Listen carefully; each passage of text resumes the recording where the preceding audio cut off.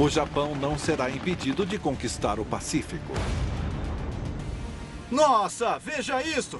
Decididos a superar seus inimigos, os japoneses constroem em segredo o maior navio de guerra com blindagem impenetrável e canhões de 20 metros. Estes canhões eram absolutamente imensos e, quando eram usados, a própria terra tremia. Sua missão: destruir a frota americana no Pacífico. Rume para o oeste de Okinawa para atacar todos eles. Sim, senhor. Foi um plano muito louco, suicida. Esta é a história dos titãs dos mares, os meganavios do Japão. Os maiores projetos de construção da Segunda Guerra Mundial, ordenados por Hitler e seus aliados japoneses para garantir o domínio do mundo. Agora as ruínas sobrevivem como lembretes escuros de sua fanática ambição militar. Estes são os segredos das mega-estruturas nazistas. Navios do Pacífico, 7 de abril de 1945. Abril de 1945. A maior arma da Marinha Imperial Japonesa está na ofensiva. O super couraçado gigante Yamato está sob intenso ataque de porta-aviões americanos. Contato, 3 formações grandes se aproximando. Mas o segundo-tenente Mitsuru Yoshida tem fé no grande navio. Como esperamos por este momento, é nossa a grande honra de sermos protetores da nação. A tripulação do Yamato só pode esperar que a poderosa fortaleza flutuante seja invencível.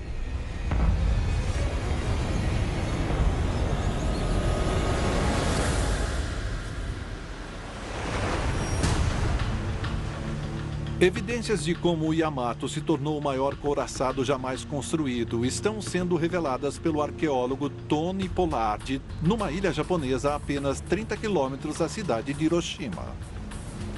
Estamos indo para os terrenos de teste em Kamegakubi, que foi uma instalação ultra secreta onde a Marinha Japonesa experimentava seus projetos especiais e testava suas armas.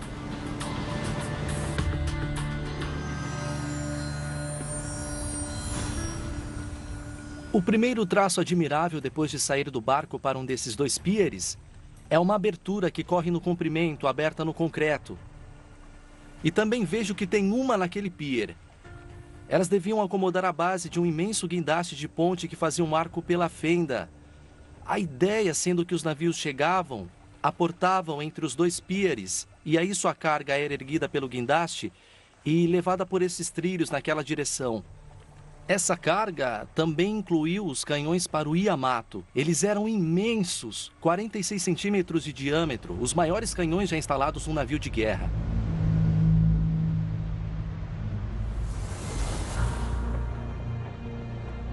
A história dos meganavios do Japão começa em 1931, 8 anos antes do início da Segunda Guerra Mundial. Ávidos por recursos naturais, os japoneses capturam a região chinesa da Manchúria e depois voltam seu olhar para o resto do Sudeste Asiático. Mas antigas potências coloniais já controlam vastas faixas da região. As metas gerais do Japão na guerra são expulsar os ingleses e os holandeses do Extremo Oriente e neutralizar a ameaça americana. Decidido a expandir seu império, o Japão se prepara para a guerra sob um véu de sigilo.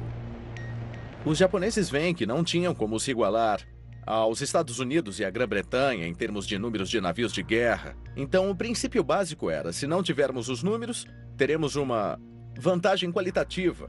Então, eles constroem um couraçado enorme, que basicamente é equivalente a uns 2 ou 3, que seja capaz de abater vários navios de guerra inimigos de uma vez. Outono de 1935.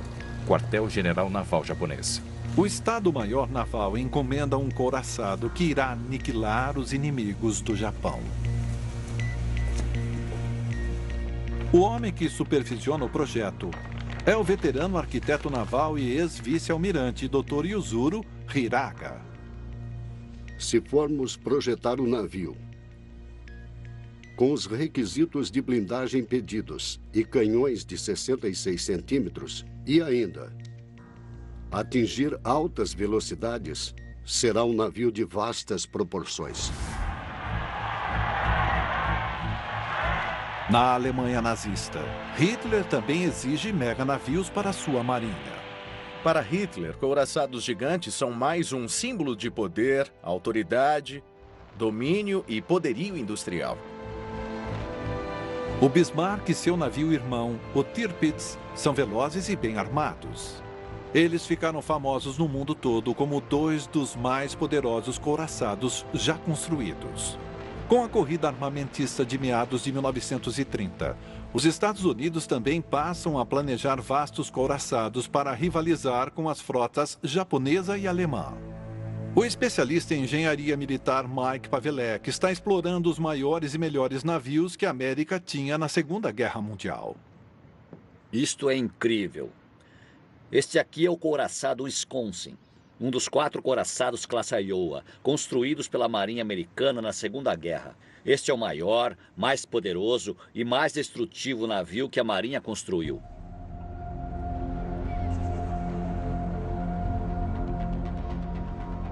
Ele é um exemplo real do poderio naval americano. Esses couraçados levavam canhões de 40 centímetros que disparavam um projétil de 1.200 quilos a quase 40 quilômetros. São precisos mais de 60 homens para operar uma torre. Cada canhão usando até 6 dessas cargas explosivas de 15 quilos para disparar uma única cápsula. Ele atira tão longe que talvez você não veja o navio em que está atirando por causa da curvatura da Terra.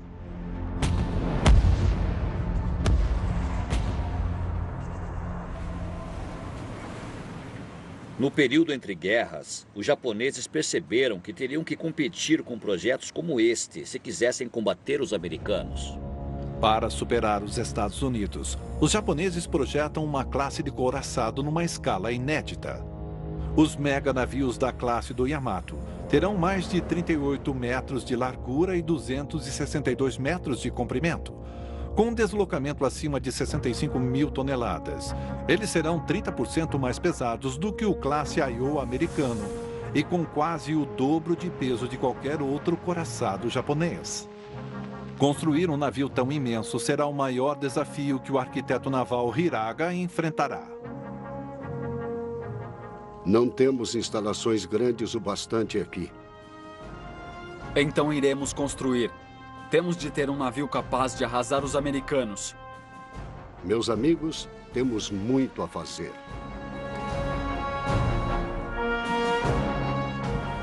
Sem um estaleiro grande o bastante para seu primeiro mega navio, os japoneses só têm a opção de modificar um já existente. O professor Toshi Minohara está em Hiroshima, no estaleiro naval Kyur, onde este primeiro couraçado foi construído. Nossa, veja isto! Este é o local exato onde eles fizeram o super couraçado Yamato, o maior couraçado do mundo. Na época, esta era a maior doca seca do Japão, mas ainda não era grande o suficiente. Eles tiveram que aprofundá-la mais e depois a ampliaram um pouco. E só fazendo isso que eles puderam acomodar o tamanho deste super couraçado. Depois de aumentado, ficou com 3.300 metros. São quase 3 campos de futebol americano. 43 metros de largura. Puxa, não são vários navios. Estamos falando somente de um navio sendo feito. Isto é incrível. Olha isso, até o fundo.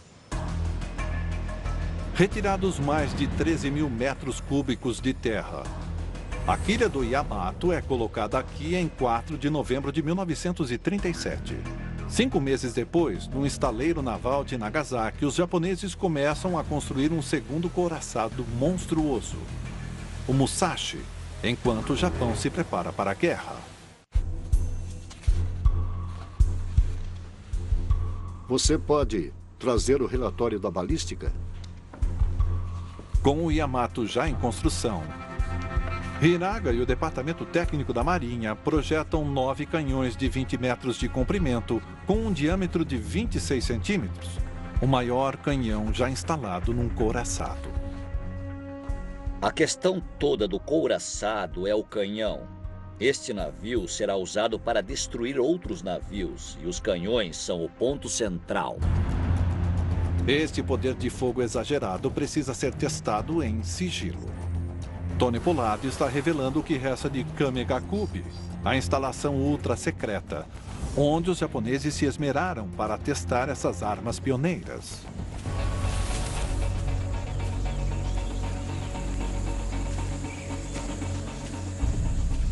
Você não espera ver isto na selva. Um prédio de tijolos vermelhos.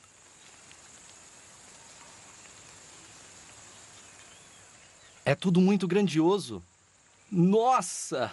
Olha isso! Isso é totalmente diferente.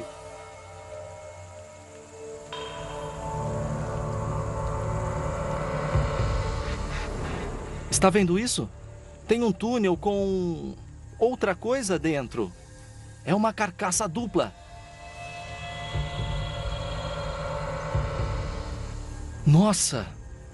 Veja como o pilar do concreto sai ligando a parte interna do arco principal com esta parte. O que esta carcaça dupla faz? Ela serve para absorver choques. E isso significa que tudo aqui dentro está muito bem protegido. O único lugar onde eu tinha visto essa carcaça dupla foi na Toca do Lobo, na Prússia, que era o quartel-general do Hitler. Mas por que se deram tanto trabalho? Bom, a resposta deve estar por aqui. Temos aqui uma série de pilares de concreto. Devem servir para a montagem de algum equipamento. E quando juntamos todos estes elementos, começa a fazer sentido. Porque aqui ficava um equipamento bastante sensível, que media e coletava dados de onde os canhões estavam sendo usados. Os canhões do Yamato são tão poderosos que mesmo aqui, a mais de 240 metros do local de testes, todo o equipamento tem de ser isolado das ondas de choque causadas pelos canhões. Os canhões eram absolutamente enormes e quando eram disparados, a própria terra tremia. E essa vibração e esse choque podiam causar danos aqui, se não houvesse proteção extrema. Os japoneses vão além ao construir 3 aterros para absorção de choques entre o equipamento de medição e o campo de tiro. Bem abaixo de mim havia uma fileira de 4 ou 5 canhões.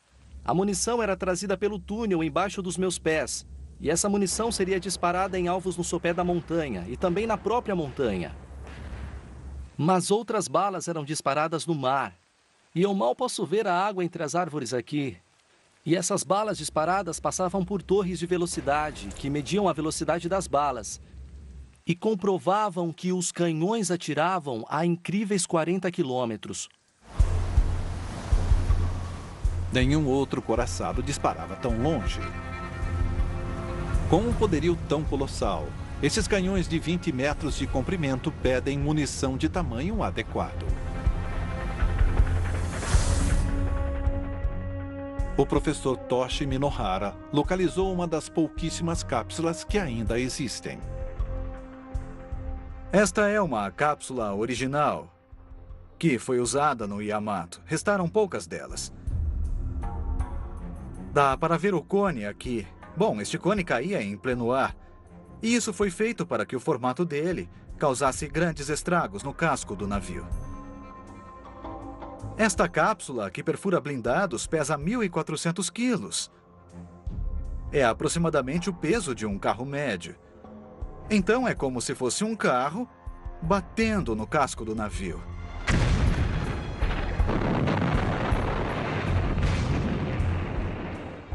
O Yamato supera em armas qualquer navio do mundo, mas Hiraga está determinado a protegê-lo com uma blindagem bem grossa.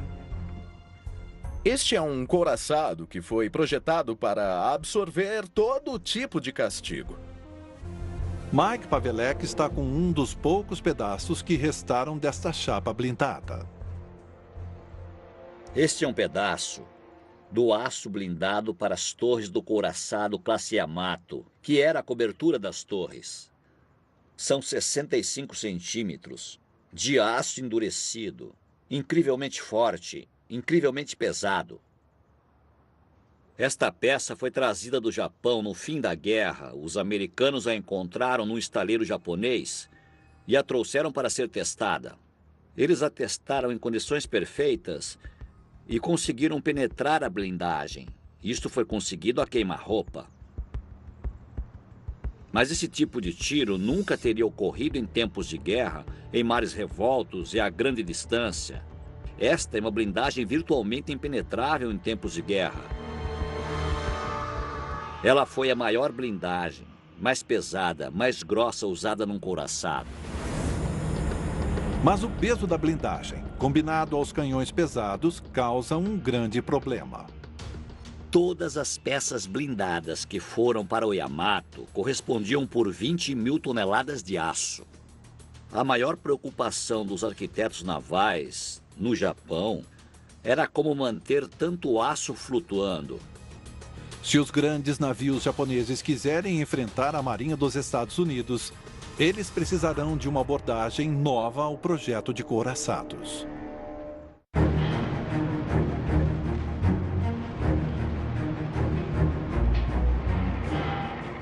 No esforço de criar uma super fortaleza flutuante, o arquiteto naval Hiraga e sua equipe criam uma série de inovações tecnológicas.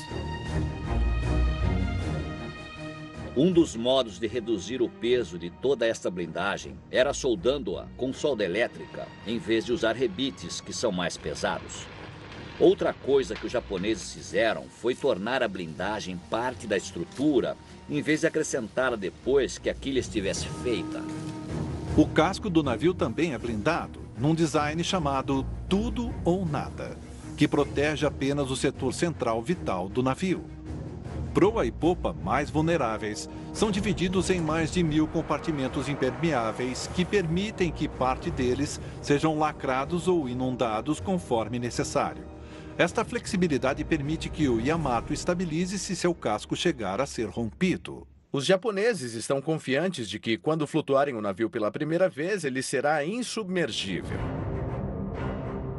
No verão de 1941, o Japão está entrando numa guerra brutal para conquistar a Ásia. Em retaliação, os Estados Unidos e seus aliados congelam os bens japoneses e declaram um embargo de petróleo. Em 7 de dezembro de 1941, com o Yamato apenas a uma semana de ser comissionado, os japoneses sentem-se prontos para tomar o Pacífico. O almirante Yamamoto, comandante em chefe da frota japonesa, lança um ataque surpresa a Pearl Harbor, no Havaí.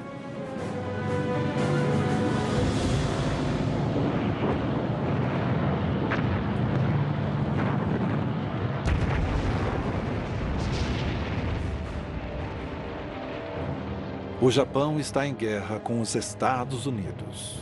Ao planejar o ataque japonês a Pearl Harbor, a liderança japonesa quis dar nos americanos um nocaute que simplesmente os impediria de combater os japoneses e assim eles poderiam estabelecer seu império no Pacífico. Mas o almirante Yamamoto tinha dúvidas, conforme ele revela numa carta para um jornal japonês. Um militar dificilmente pode se orgulhar de ter vencido o inimigo adormecido. É mais uma questão de vergonha para o que foi batido. Eu prefiro ter uma avaliação depois de ver o que o inimigo faz. É certo que, irado e ultrajado, ele fará um contra-ataque determinado. Em 16 de dezembro, 9 dias após Pearl Harbor, o primeiro mega navio japonês, o Yamato, é formalmente lançado em Kyoto. O Yamato, batizado com uma palavra antiga para Japão, se torna nau-almirante da Marinha Japonesa. O almirante Yamamoto começa a prepará-lo para a batalha. O Yamato enfrenta seu primeiro teste em junho de 1942. O plano japonês era eliminar a marinha americana nas ilhas Midway. O almirante Yamamoto usa o Yamato como seu centro de comando, a 500 quilômetros do ataque inicial, armado e pronto para emboscar os americanos quando estes forem atraídos em sua direção. A primeira unidade atacará o porta-avião e depois afundará os couraçados. A segunda fará o possível para afundar todo o resto da frota deles. Mas Yamamoto não sabe que os americanos decifraram suas mensagens em código para a frota e estão esperando o ataque. Como os japoneses tentavam ocultar suas verdadeiras intenções dos americanos, suas forças estavam muito divididas. Então, seus porta-aviões ficaram separados da nau Capitânia, então o Yamato está longe dos porta-aviões. A frota japonesa é emboscada por um ataque aéreo americano. 4 porta-aviões japoneses são perdidos. Apesar de seu poder de fogo, o Yamato pouco pode fazer. De tão decididos em superar em armas os americanos, os japoneses deixaram de prever sua vulnerabilidade a um ataque aéreo em massa. Percebendo sua fraqueza, os japoneses mandam seu mega navio Yamato e seu recém-lançado navio irmão Musashi para um porto seguro. O pequeno atol de Truk, na Micronésia, é o centro de fornecimento militar do Japão no Pacífico. Com extensas defesas de artilharia, Truk também é uma das bases navais mais protegidas do mundo. Truk é importante para os japoneses porque é uma base valiosa no Pacífico Sul.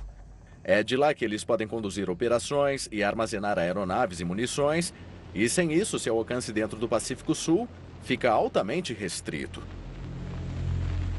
Em Truk, Tony Pollard está explorando as extensas fortificações destinadas a defender o Yamato e o Musashi ancorados na lagoa. Os japoneses tiveram trabalho para defender as ilhas na lagoa de Truk. E aqui está um exemplo fantástico de uma dessas defesas.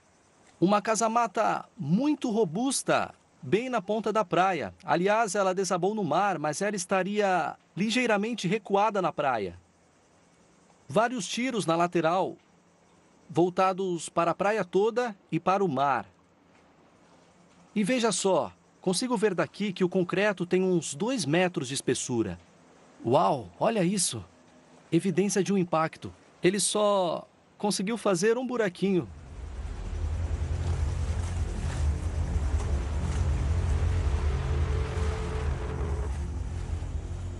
O interior é pequeno, não devia haver mais de 3 ou 4 homens aqui.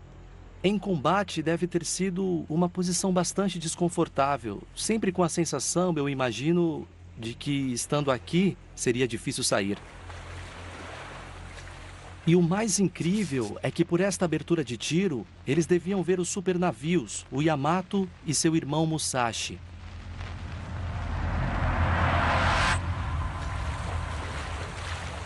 Para proteger a estrela da frota japonesa de algum ataque aéreo inimigo, eles precisarão de algo com muito mais poder de fogo.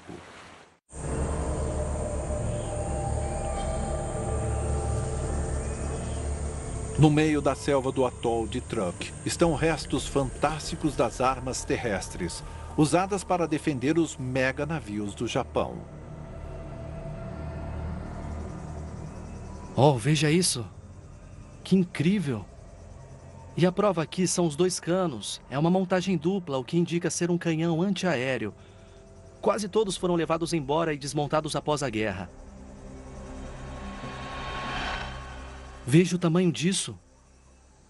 Ele é projetado para girar 360 graus e ficar em um ângulo levantado para poder atirar cápsulas em aviões atacantes.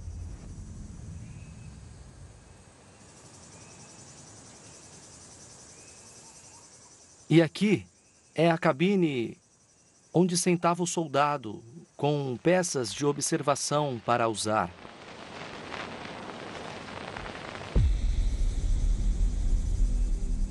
Dá para imaginar um homem sentado aqui, olhando para o céu. E ele é uma das maneiras pelas quais o canhão é controlado.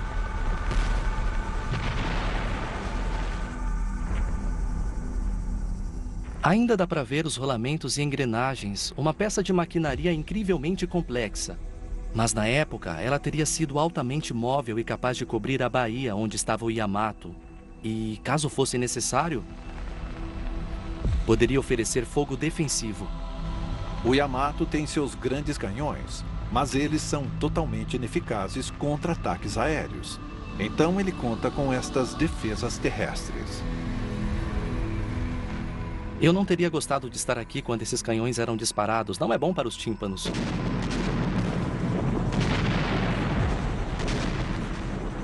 E podemos ver, pelo diâmetro da boca, são 12,7 centímetros ou mais 4 de polegadas e estas são as cápsulas pesadas, mas explodem no ar.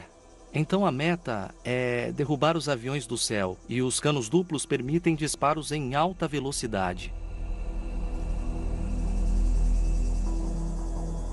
Estes nichos rasos estão dispostos ao redor da beirada da base do canhão no concreto, e eles deveriam fornecer quantidades limitadas de munição pronta para o uso, já preparada para um canhão. E a questão é que, qualquer que seja a direção apontada, sempre haverá um desses por perto. Então, recarregar rápido é essencial aqui, se for para proteger a frota com esta cobertura antiaérea. E não tardará para que sejam chamados para proteger o Yamato. Em agosto de 1942, a ilha de Guadalcanal é atacada quando os Estados Unidos lançam sua primeira grande ofensiva na Guerra do Pacífico. Yamamoto planeja uma ação decisiva para expulsá-los da ilha, mas munição e rações de comida estão escasseando.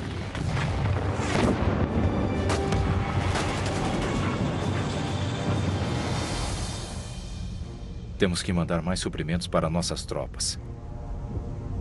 Se o exército está faminto, então a marinha deve se envergonhar. Entendido. Yamamoto manda um total de 53 navios, mas não o Yamato. Temendo que a nau almirante da marinha fique exposta e incapaz de repelir um ataque aéreo, Yamamoto a mantém no abrigo da lagoa de Truk e a usa como seu centro de controle. Se posto em ação, o Yamato poderia ter usado seu devastador poder de fogo para ajudar a impedir o ataque americano. Mas o poderoso couraçado continua ancorado em Truk e logo Guadalcanal cai. O Yamato ficou em Truk por 8 meses. E por isso seu apelido entre os soldados era Yamato Hotel. E sendo marinheiro, você tinha muito orgulho de estar lá, porque tudo era bom. Tinha até ar-condicionado. Com a guerra em curso, a marinha japonesa efetua um recrutamento. Um de seus novos cadetes que irá para o Yamato é Mitsuru Yoshida, de 20 anos. Querida mãe, o treinamento vai bem. Sinto falta da faculdade, mas estou fazendo muitos amigos.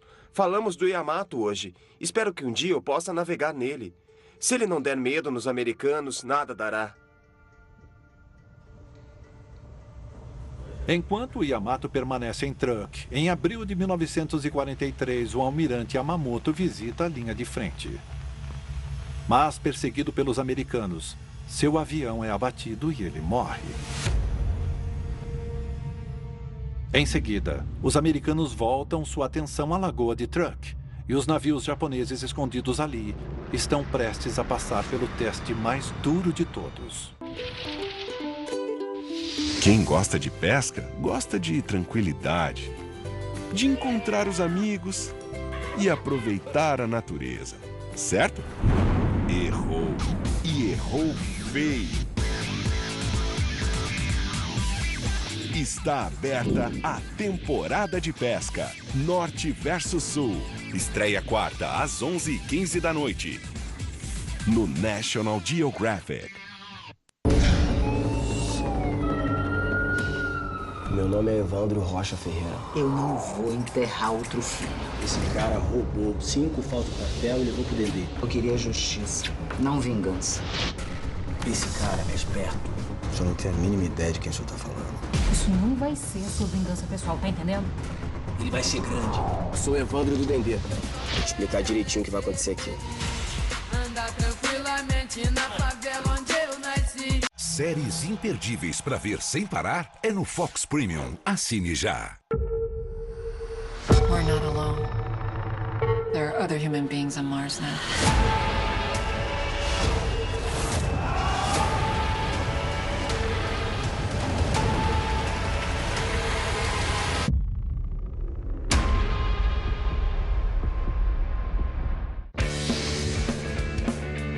Que tal tirar umas férias?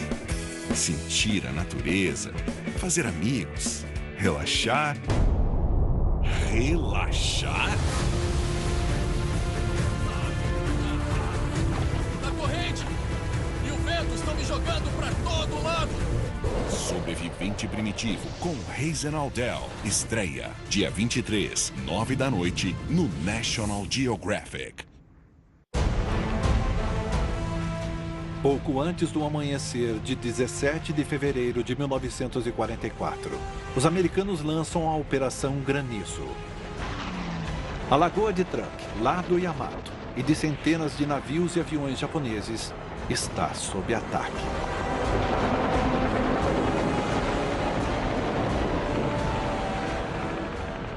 Mais de 500 aviões foram usados nesse ataque, lançados de 9 porta-aviões. Navios de guerra americanos cercaram o atol, esperando os navios japoneses tentarem fugir para que fossem abatidos como tubarões. Isso levou as defesas ao teste máximo. Os japoneses são pegos totalmente de surpresa. Com apenas um punhado de aviões podendo decolar, cabe às baterias antiaéreas defender a frota.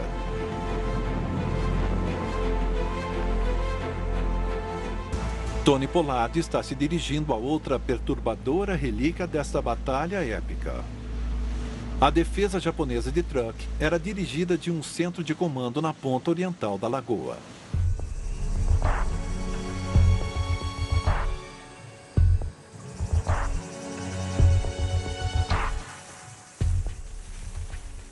Veja esta coisa, ela quase foi engolida pela mata. Mas quando você passa pelas plantas, olhe, é uma estrutura de respeito. Ela tem 2 andares. Temos estas portas e janelas pesadamente reforçadas. Um prédio muito importante. Tem marcas de tiro na parede, onde balas de metralhadora de um avião americano fizeram um caminho no concreto.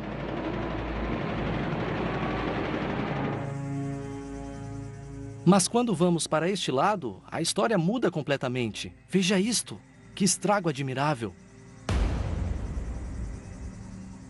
A bomba passou diretamente por aqui. É como um instantâneo da Operação Granizo, o ataque americano. Deve ter sido um acontecimento e tanto. Os aviões americanos chegando, descarregando suas metralhadoras, varrendo tudo. E isso serve para mostrar que você pode usar todo o aço e concreto que quiser, mas se o inimigo tiver determinação, coisa que os americanos tinham, ele pode acabar com o lugar. Esta demonstração de poder de fogo aéreo lança dúvidas não só sobre as defesas da ilha, mas sobre o próprio Yamato.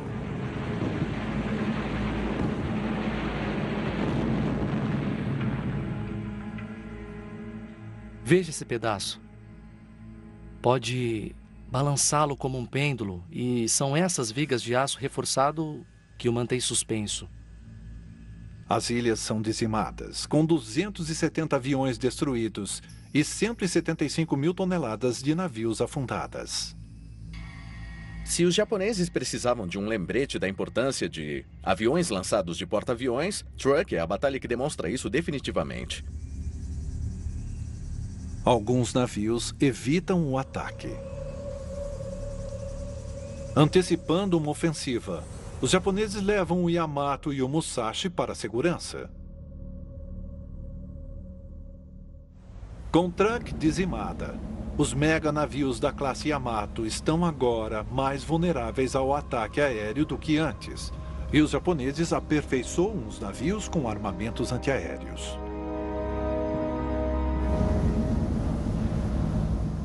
Eles instalam mais de 100 canhões adicionais. Em outubro de 1944, o trabalho está terminado e o Yamato e o Musashi partem para a batalha no Golfo de Leyte, o maior confronto naval da Segunda Grande Guerra.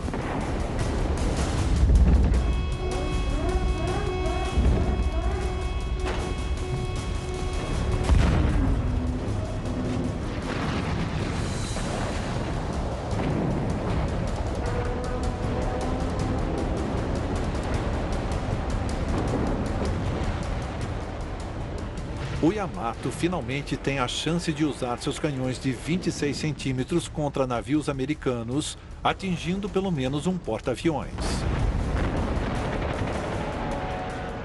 Mas sua blindagem também encara o primeiro grande teste. Visto nestas raras e liberadas fotografias da Marinha Americana, esse é o momento em que o Yamato é atingido por duas bombas. As torres de tiro são protegidas por 66 centímetros de blindagem, mas o convés é mais vulnerável e uma bomba penetra no alojamento da tripulação. Apesar do estrago, o Yamato escapa, enquanto os americanos concentram seus esforços no Musashi. A Batalha do Golfo de Leyte é um desastre para os japoneses. Os americanos tinham desenvolvido um tipo novo de explosivo, o Torpex, com 2 vezes a força do TNT. E as estimativas pré-guerra de quanto estrago esses couraçados poderiam absorver se baseavam numa ogiva cheia de TNT, não de Torpex. Estima-se que algo entre 11 e 15 torpedos atingiram o Musashi. Além disso, cerca de 16 bombas também o atingiram. E é essa combinação de muitos torpedos com ogivas mais poderosas o atingindo que dá fim ao Musashi. Fotografia liberada pela Marinha dos Estados Unidos. O Musashi afunda com a perda de mais de 1.000 vidas. 21 marinheiros japoneses morrem ou ficam feridos a bordo do Yamato, e um de seus substitutos é o cadete naval Mitsuru Yoshida. Querida mãe, só 1 ano para treinar. Foi difícil, mas boas novas. Eu fui designado para o Yamato. Eu nunca senti tanto orgulho. Todos estão contando comigo e meus 3.000 colegas a bordo. Não falharemos com nosso país nem nosso imperador. Apenas 4 meses depois de ir a bordo, Yoshida e o Yamato se preparam para a que seria sua batalha final.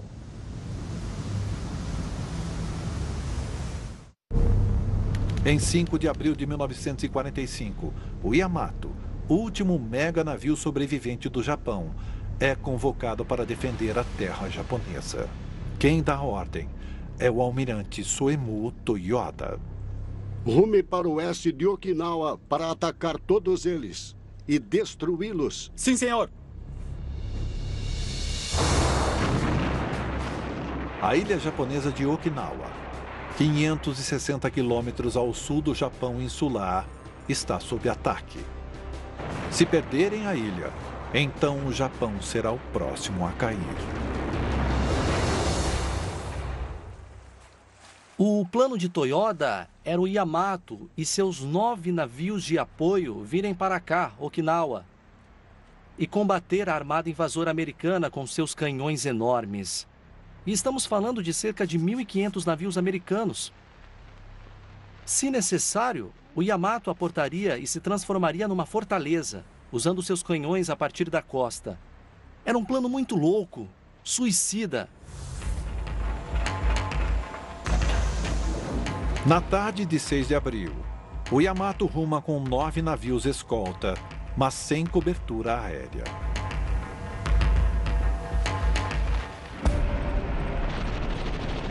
Em Okinawa, a batalha está transcorrendo naquele que seria o maior ataque anfíbio da guerra no Pacífico. Neste estágio, a Marinha Imperial Japonesa está lançando mão de aviões kamikaze, foguetes e barcos, e também navios kamikaze na invasão de Okinawa. O céu está escuro com os japoneses atacando os navios que dão apoio à invasão de Okinawa. Cenas de aviões mergulhando e bombas inimigas caindo perigosamente perto.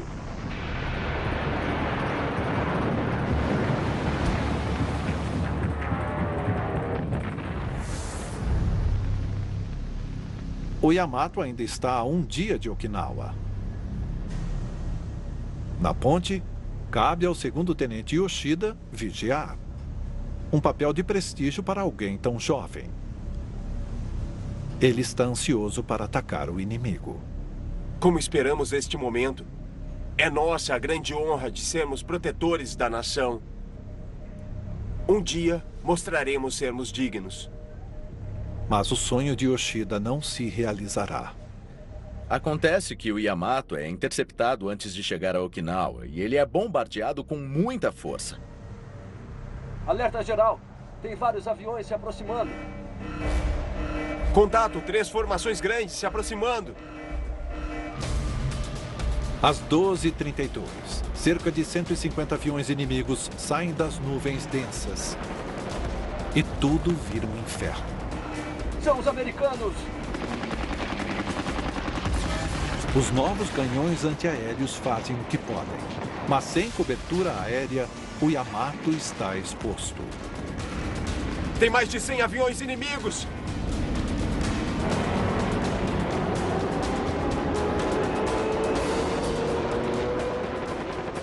Duas formações, alcance 25 mil metros, direção 85 graus. O Yamato é atacado com balas e bombas. Mas a maior ameaça à sua blindagem são os torpedos. 2 Grumãs, bombordo 25 graus, elevação 8 graus, alcance 4 mil metros, voando a este bordo. Os rastros dos torpedos são de um branco bonito no mar, como se alguém passasse uma agulha pela água. Eles estão vindo, mirando no Yamato de uma dúzia de direções diferentes.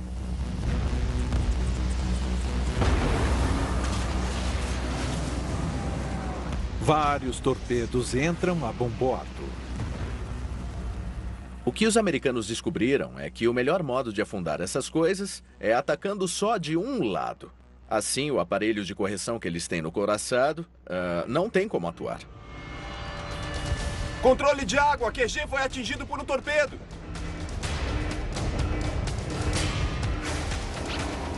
Sem esta sala de controle, o Yamato não tem mais como bombear água pelos 1000 compartimentos projetados especialmente para estabilizá-lo. Para quem está na sala de controle, não há escapatória. Às 14 horas, o Yamato está inclinado a 20 graus e é dada a ordem para abandonar o navio. Não há esperança de estabilizar! Fujam! Com seu bombordo inundado, o poderoso couraçado insubmergível começa a afundar. Enquanto ele afunda, o depósito de munições traseiro explode. Fotografada pela Marinha dos Estados Unidos, a imensa coluna de fumaça se estende quase 6 mil metros pelo ar e pode ser vista a quase 200 quilômetros de distância. De qualquer modo que você analise, eu sei que é uma arma de guerra, mas ainda é uma peça de engenharia fenomenal, é uma embarcação majestosa. E acabar assim, dessa maneira, é trágico. Muito embora seja uma arma de guerra. E claro, a maior tragédia de todas é que cerca de 3 mil marinheiros japoneses afundaram com ele. 276 homens são salvos, inclusive Yoshida, que é resgatado por um dos navios escolta do Yamato. Mas a Marinha do Japão levou um golpe fatal. E 5 meses depois, o Japão é derrotado. O Yamato e o seu navio irmão Musashi nunca são realmente usados no papel para o qual foram projetados. Afundar outros navios de longa distância, operações de apoio em terra, além de poderio naval no mar. O problema foi que eles eram um símbolo do poderio naval do Japão Imperial, que houve uma certa relutância em usá-los caso desse tremendamente errado. E assim, quando eles entram em ação, já não há mais tempo. E a história do Yamato e de seu navio irmão Musashi é, de fato, uma história de oportunidades perdidas. Quando termina a guerra no Pacífico, Mitsuru Yoshida se torna um banqueiro de sucesso e escreve suas memórias na missão final do Yamato. De modo semelhante aos mega navios nazistas Bismarck e Tirpitz, o Yamato marca o fim da era dos couraçados. Porta-aviões agora dominam os mares, mas o Yamato tem um legado duradouro, como um dos últimos couraçados a afundar em combate.